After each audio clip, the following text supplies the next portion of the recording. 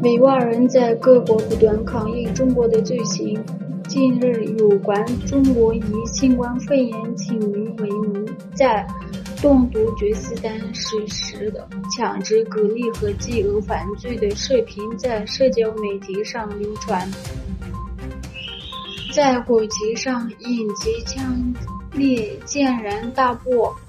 因此，世界各地的东突厥斯坦组织维吾尔人教民举行各种示威活动，抗议中国的罪行。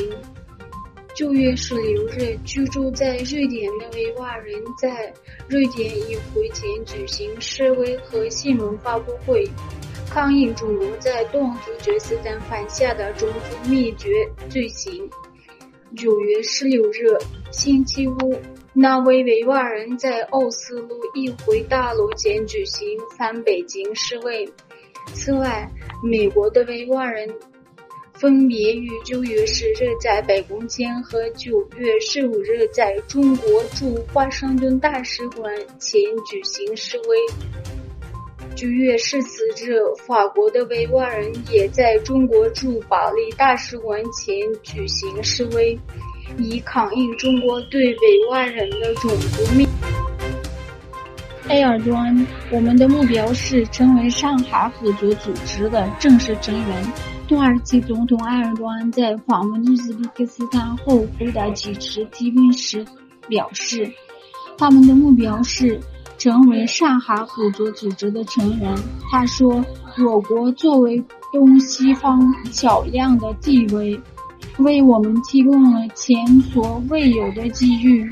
我们准备在从安全到经济，从能源到交通的各个领域开展合作。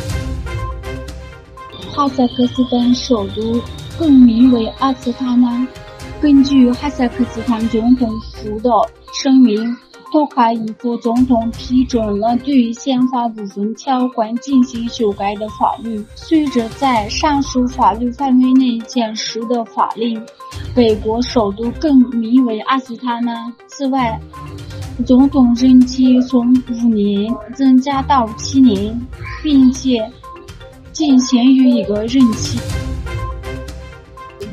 吉尔吉斯坦与塔吉克斯坦31年未解决的边际争端，苏联不顾民族、政治、经济、文化因素划定的边界线，使新独立的中亚国家吉尔吉斯坦和塔吉克斯坦陷入了长达30年的冲突孽障。周五晚上，在塔吉克斯坦吉尔吉斯坦边境的冲突中，27人丧生，数千人失去家园。阿塞拜疆282名阿塞拜疆士兵在冲突中受伤。阿塞拜疆国防部宣布，由于亚美尼亚的挑衅，282名阿塞拜疆士兵在冲突中受伤。声明中指出，21名伤者情况严重。阿塞拜疆宣布有79名士兵殉难。另一方面，亚美尼亚宣布135名亚美尼亚士兵在冲突中死亡。